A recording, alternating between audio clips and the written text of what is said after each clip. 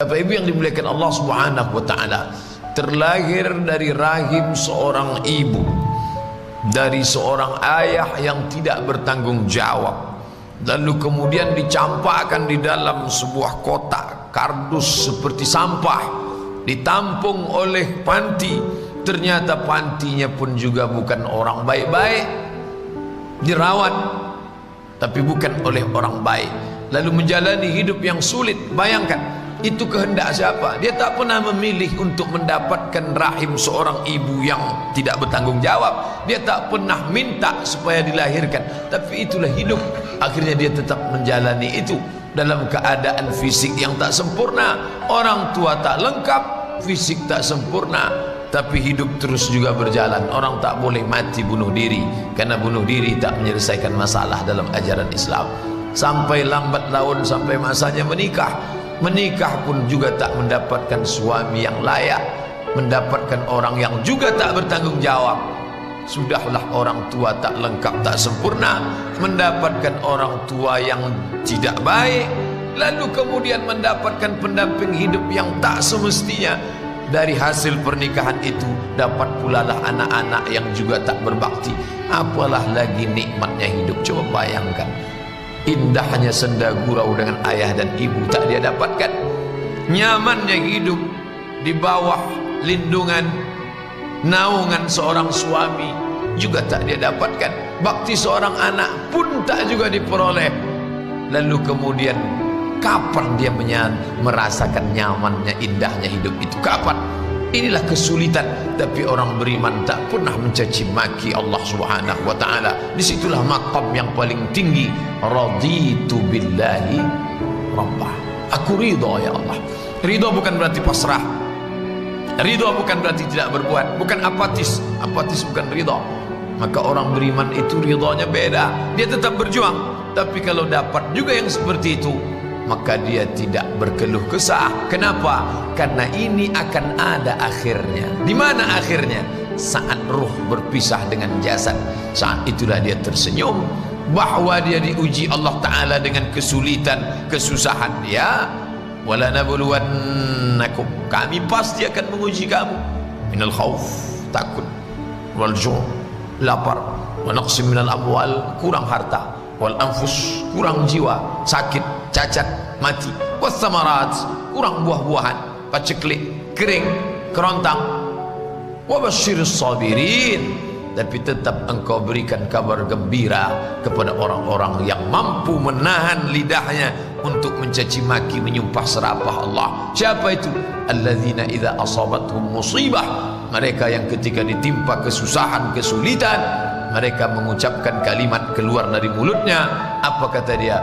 Qalu, mereka berkata, inna lillahi wa inna ilaihi raji'un. Jangankan kesulitan ini, jangankan kepayahan ini, inna, kami pun lillah, milik Allah.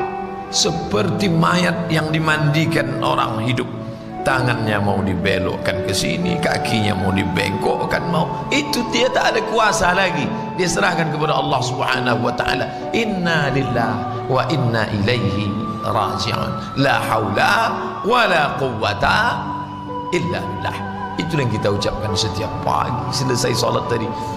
La ilaha illallah wahdahu la syarikalah, lahul mulk. Aku tak punya kuasa, walahul hamd. Aku tak punya puji-puji, puja-puji, tak layak dipuja-puji. Apa yang aku punya? Lahul mulku walahul hamdu. Yuhyi, dia yang menghidupkan, wa yumit, dia yang mematikan. Wa huwa ala kulli syai'in qadir. Dia kuasa atas segala sesuatu. Kalau hidup ini susah, dia tak berkeluh kesah. Kenapa? Akan ada akhirnya saat ruh berpisah dengan jasad. Kalau hidup ini senang, dia tak angkuh dan sombong. Kenapa? Karena kesenangan itu pun akan berakhir. Orang kafir pemahamannya tak begitu. Kalau dia susah, stres, depresi, kenapa? Ini tak akan berakhir. Susah. Sebetulnya kesusahan itu tidak sebanyak kesusahan yang dia terima. Kesusahan itu sebetulnya sedikit, tapi karena cara dia berpikir melihat kesusahan itu sehingga bertumpuk-tumpuklah kesusahan itu dalam kepala. Orang beriman tidak. Kesusahan itu banyak, tapi karena dia melihatnya sedikit dan dia bersandar kepada yang maha kuat, maha besar, maka susah yang besar itu pun menjadi kecil di hadapannya. Jadi sebenarnya bukan terletak pada materinya, tapi kepada sikap dia menghadapi materi tersebut. Bapak Ibu yang dimuliakan Allah Subhanahu wa taala, orang beriman masalah besar tampaknya menjadi kecil, yang kecil seolah-olah tak ada. Orang kafir masalah kecil menjadi besar, yang amat besar sangat besar sekali. Kenapa? Karena dia tidak bersandar kepada yang maha kuasa. Tak dibalikkannya, tak mampu dia istirja. Istirja dia ambil dari kata raja'a, pulang, kembali. Istirja, dikembalikan segala sesuatu itu kepada pemiliknya. Siapa dia? Allah Subhanahu wa ta'ala. Istri, suami, tak selamanya sakinah, mawaddah, warahmah. Betul, Allah Ta'ala mengatakan wa ja'ala bainakum mawaddatan warahmah. Laki-laki, perempuan, pakaiannya beda, bentuknya beda, sukunya beda, latar belakang beda, kronologis hidupnya berbeda, tiba-tiba disatukan dalam satu rumah tangga, masing-masing mencari ketenangan. Ini ingin mencari ketenangan di sini, ini ingin mendapatkan ketenangan di sini, tapi ternyata yang ditemukan bukan ketenangan. Dulu Pak Ustadz sebelum nikah tak sekacau ini bentuk saya ini. Cobalah tengok sekarang, hancur babak belur. Nampak terus problem, penuh dengan masalah. Masalah menikah, masalah muncul anak, tambah masalah, nambah ini, tambah masalah, pergi tempat kerja, masalah, ini masalah. Hidup ni kalau sudah masalah itu menengok baygon macam Coca-Cola. Naik ke menara masjid, nengok ke bawah macam sejengkal, bawaannya mau mati aja, mau terjun. Maka ada masa-masanya orang itu istirahat dari segala macam kelah. Kesulitan hidup itu akan berakhir dengan kematian.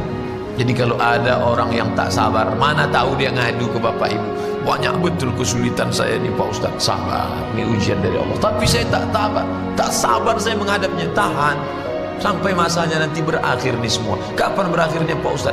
Ketika ruh berpisah dengan jasad.